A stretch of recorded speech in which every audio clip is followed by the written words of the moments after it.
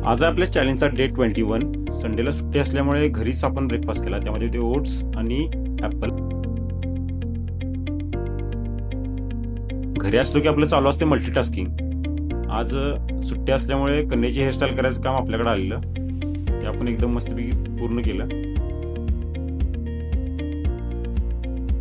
त्यानंतर मी झालेलो आज मास्टर शेफ. त्यामुळे आपण चिकनला पहिला कट मारून घेतले, नंतर लागणारे मसाले काढून घेतलेले.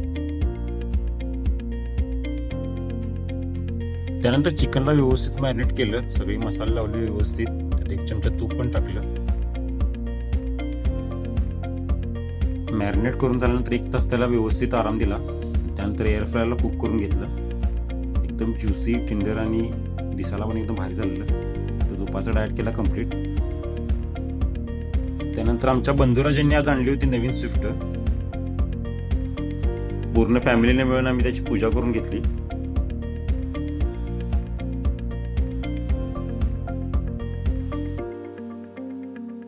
त्यानंतर इव्हिनिंगला मित्रांच्या सोबत ठरलेला चीट मीलचा प्लॅन.